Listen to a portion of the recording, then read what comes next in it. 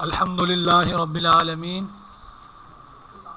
والصلاة والسلام علی سید المرسلین اما بعد فاعوذ باللہ من الشیطان الرجیم بسم اللہ الرحمن الرحیم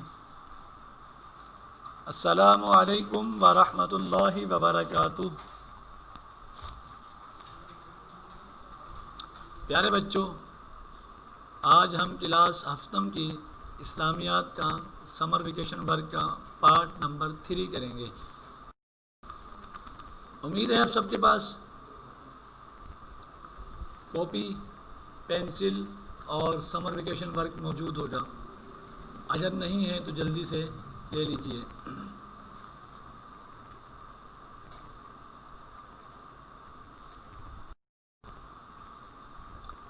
پیارے بچوں، سمر ویکیشن ورک میں سے حصہ اسلامیات کھول لیجئے۔ آئیے علم میں اضافے کی دعا پڑھ لیتے ہیں۔ پڑھیے، الصلاۃ والسلام علیک یا رسول اللہ وعلی آلک واصحابک یا حبیب اللہ، ربی زدنی علما۔ الصلاۃ والسلام علیک یا نبی اللہ وعلی آلک واصحابک یا نور اللہ۔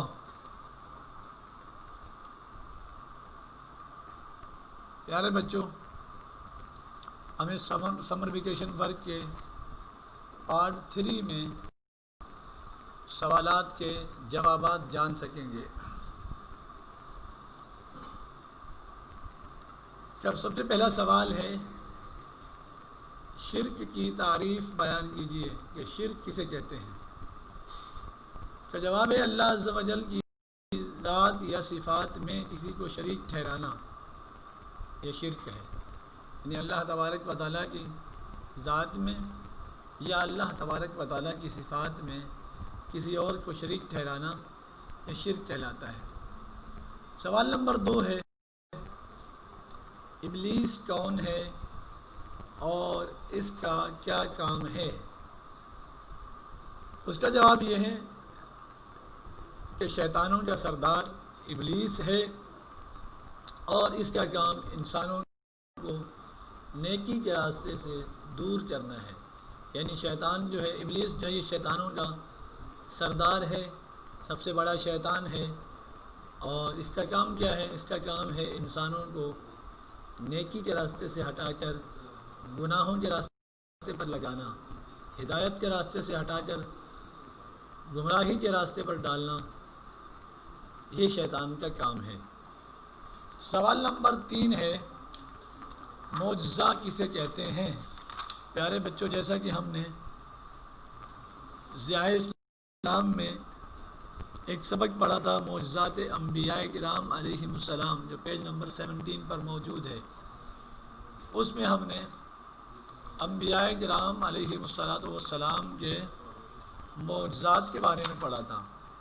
اس میں ہم نے معجزہ کی تعریف بھی پڑھی تھی کہ معجزہ کسے کہتے ہیں، ارہاس کسے کہتے ہیں، کرامت، معونت، استدراج، ان تمام چیزوں کے بارے میں ڈیٹیل کے ساتھ پڑھا تھا۔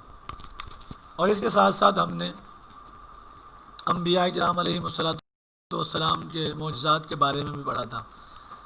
تو اسی سبق میں سے یہ سوال ہے کہ معجزہ کسے کہتے ہیں، یعنی معجزہ کی تعریف کیا ہے؟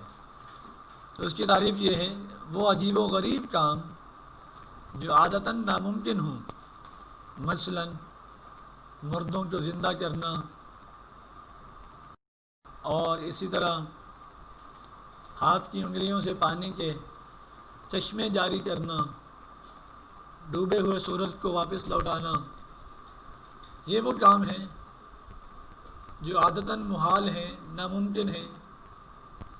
مگر یہی عجیب و غریب کام جو عادتاً ناممکن ہوتے ہیں، اگر کسی نبی سے اعلان نبوت کے بعد ایسے کام ظاہر ہوں تو انہیں ہم معجزہ کہتے ہیں۔ یہ ہے معجزہ کی تعریف، یعنی وہ عجیب و غریب کام جو عادتاً ناممکن ہوں، اگر کسی نبی سے اعلان نبوت کے بعد ظاہر ہوں تو انہیں معجزہ کہتے ہیں۔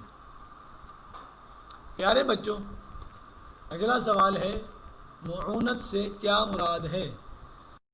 یہ سوال بھی سبق معجزات انبیاء کرام علیہ السلام سے لیا گیا ہے۔ اس سبق میں ہم نے معونت کی تعریف پڑھی تھی کہ معونت سے کیا مراد ہے، اس کی تعریف کیا ہے۔ تو اس کا جواب ہے وہ عجیب و غریب کام جو عادتاً ناممکن ہوں اور کسی عام نیک مسلمان سے ظاہر ہوں تو اسے معونت کہتے ہیں۔ اس سے اگلا سوال ہے صدل سے کیا مراد ہے؟ پیارے بچوں، ہم نے ضیاء اسلام کتاب میں سے ایک سبق پڑھا تھا نماز کے مکروہات، جو کہ کتاب کے پیج نمبر 35 پر موجود ہے۔ نماز کے مکروہات میں ایک یہ بھی تھا کہ نماز میں صدل کرنا، یعنی کہ کپڑا لٹکانا۔ نماز کے واجبات میں، نماز کے مکروہات میں سے چوتھا مکروہ تھا کتاب میں صدل کرنا، یعنی کپڑا لٹکانا، مثلا سر یا کندھے پر اس طرح چادر یا رومال وغیرہ ڈالنا کہ اس کے دونوں کنارے لٹک رہے ہوں، اسے کہتے ہیں صدل کرنا، اور یہ نماز کے مکروہات تحریمی میں سے ہے۔ اس کے ساتھ ساتھ اگلا سوال ہے کون سی نماز ہے جس میں رکوع و سجود نہیں ہوتے ہیں؟ تو اس کا جواب ہے نماز جنازہ، جو کہ ہم نے اسلامیات کی کتاب میں نماز جنازہ کے حوالے سے پڑھا تھا۔ تو یہ سوال بھی اسی سبق میں سے لیا گیا ہے کہ کون سی نماز ہے جس نماز میں رکوع بھی نہیں ہوتا اور سجدے بھی نہیں ہوتے۔ تو اس کا جواب ہے نماز جنازہ، جس میں رکوع اور سجدے نہیں ہوتے۔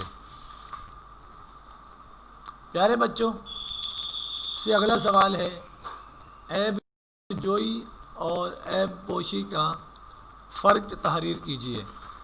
جیسا کہ ہم نے کتاب ضیاء اسلام میں ایک سبق پڑھا تھا عیب جوئی اور عیب پوشی، یہ سوال اسی سبق میں سے لیا گیا ہے۔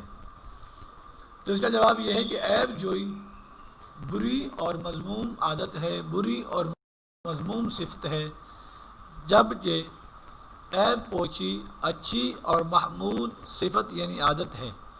حضور نبی کریم صلی اللہ تعالی علیہ وسلم نے عیب جوئی کی مذمت بیان فرمائی ہے اور عیب پوشی کی حضور صلی اللہ تعالی علیہ وسلم نے فضیلت بیان فرمائی ہے۔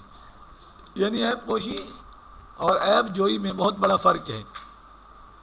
عیب جوئی جو ہے یہ بری صفت ہے اور اس کی مذمت بیان کی گئی، اور عیب پوشی جو ہے یہ اچھی صفت ہے، اس کی تعریف بیان کی گئی، اس کی فضیلت بیان کی گئی، جیسا کہ اس کے بارے میں حضور نبی کریم صلی اللہ تعالی علیہ وسلم کے ارشادات بھی ہیں۔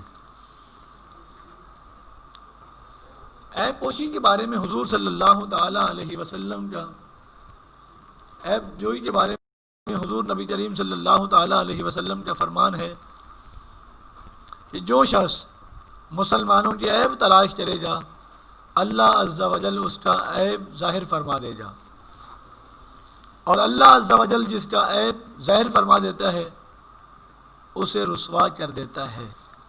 اور حضور نبی کریم صلی اللہ تعالی علیہ وسلم نے عیب پوشی کے بارے میں ارشاد فرمایا جو شخص دنیا میں کسی بندے کی عیب پوشی یعنی پردہ پوشی کرے گا اللہ عز و جل قیامت کے دن اس کی پردہ پوشی فرمائے گا۔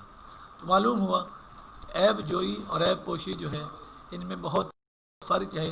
عیب جوئی جو ہے یہ بری اور مذموم عادت ہے، اس کی مذمت بیان کی گئی ہے، جبکہ عیب پوشی جو ہے وہ اچھی عادت ہے، اس کی حضور نبی کریم صلی اللہ تعالی علیہ وسلم نے فضیلت بیان فرمائی ہے۔ اس کے ساتھ ساتھ اس سے اگلا سوال ہے انسان کی زندگی کا حقیقی مقصد کیا ہے؟ تو انسان کی زندگی کا حقیقی مقصد اللہ عز و جل کی عبادت ہے۔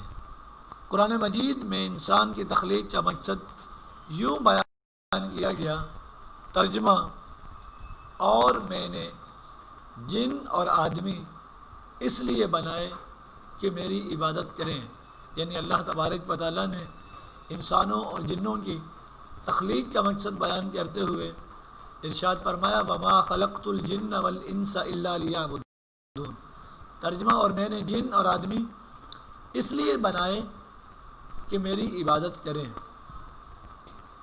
اس سے اگلا سوال ہے غصے کے وقت مسلمان، اچھا مسلمان کیا کرتا ہے؟ جیسا کہ یہ بھی سبق کے اندر موجود ہے غصے کے بیان میں کہ غصے کے وقت اچھا مسلمان کیا کرتا ہے۔ تو غصے کے وقت اچھا مسلمان آپے سے باہر نہیں ہوتا، اپنا یا کسی اور کا نقصان نہیں کرتا، بلکہ اچھا مسلمان اپنی ذات کے لیے غصے میں آ کر کسی سے بدلہ نہیں لیتا، بلکہ وہ غصے کو پی جاتا ہے اور درگزر سے کام لیتا ہے۔ تو معلوم ہوا کہ غصے کے وقت اچھا مسلمان غصے میں آ کر کسی سے بدلہ نہیں لیتا، بلکہ وہ غصے پر کنٹرول کرنے والا ہوتا ہے، غصے کو پی جانے والا ہوتا ہے، اور اچھا مسلمان درگزر سے کام لینے والا ہوتا ہے، غصے میں آ کر بدلہ لینے والا نہیں ہوتا۔ تو پیارے بچوں، آج ہم نے اس سمر ویکیشن ورک میں کئی سوالات کے بارے میں جانا۔ اس کے ساتھ ساتھ اگلا سوال ہے قبر کے اندر تبرکات رکھنے سے کیا فائدہ ہوتا ہے؟ تو یہ بھی ہم نے تبرکات کی تعظیم کے بارے میں جو سبق ہے پیج نمبر 56 پر ضیاء اسلام میں، اس کے اندر سے یہ سوال لیا گیا ہے اور اس میں بتایا گیا ہے، اس کا جواب یہ ہے کہ قبر کے اندر تبرکات رکھنا نہ صرف جائز ہے بلکہ باعث ثواب ہے اور میت سے عذاب دور کرنے کا سبب ہے۔ یعنی قبر کے اندر جب تبرکات رکھے جاتے ہیں تو نہ تو صرف یہ جائز عمل ہے بلکہ باعث ثواب بھی ہے، اور اس سے میت کو کیا فائدہ ہوتا ہے؟ اس سے میت کا عذاب دور کر دیا جاتا ہے۔ اور یہ طریقہ جو ہے یہ آج کے مسلمانوں کا نہیں بلکہ قرون اولیٰ سے، یعنی شروع سے صحابہ کرام علیہم رضوان، تابعین، تبع تابعین اور اولیاء امت رحمہم اللہ تعالی علیہم اجمعین یہ عمل کرتے چلے آئے ہیں۔ کئی صحابہ کرام علیہم رضوان سے یہ عمل بھی ثابت ہے کہ وہ حضور نبی کریم صلی اللہ تعالی علیہ وسلم کے تبرکات کو اپنی قبر میں اپنے ساتھ رکھنے کی وصیت فرمایا کرتے تھے۔ اس سے اگلا سوال ہے عرس سے کیا مراد ہے؟ یعنی عرس کسے کہتے ہیں اور اس سے کیا مراد ہے؟ یہ سوال جو ہے یہ ضیاء اسلام کے سبق عرس اور زیارت قبر سے لیا گیا ہے۔ تو عرس کی تعریف کیا ہے، اس کی ڈیفینیشن کیا ہے، عرس کسے کہتے ہیں؟ آئیے جانتے ہیں۔ کسی بزرگ کی یاد منانے، یعنی کسی اللہ کے ولی کی یاد منانے اور ان کو ایصال ثواب کرنے کے لیے ان کے محبین، یعنی ان سے محبت کرنے والے، ان کے مریدین وغیرہ ان کی یوم وفات پر سالانہ اجتماع یا جو محافل وغیرہ کا انتظام کرتے ہیں اسے عرس کہا جاتا ہے۔ یعنی کسی بزرگ کی یاد منانے کے لیے ان کو ایصال ثواب کرنے کے لیے ان کے محبین، ان کے متوسلین، ان کے مریدین، ان کے چاہنے والے، محبت کرنے والے ان کے یوم وفات پر سالانہ اجتماع کا اہتمام کرتے ہیں، محافل کا اہتمام کرتے ہیں، محافل وغیرہ سجاتے ہیں، تو اسے عرس کہا جاتا ہے۔ پیارے بچوں، امید ہے کہ آپ نے آج کے سمر ویکیشن کے پارٹ نمبر 3 کے سوالات اور ان کے جوابات کے بارے میں جان لیا ہوگا، سوالات و جوابات کو آپ نے سمجھ لیا ہوگا۔ اب ان سوالات اور جوابات کو اچھی طرح ریپیٹ کیجئے اور آپ کے پاس جو سمر ویکیشن ورک ہے اس کے آپ جوابات تحریر کیجئے، اور اس سمر ویکیشن ورک کو جمع کرانے کی جو تاریخ آپ کو بتائی گئی ہے اس تاریخ تک آپ اس کو ضرور جمع کروائیے۔ اللہ عز و جل آپ کا حافظہ مضبوط بنائے۔ جزاک اللہ خیرہ۔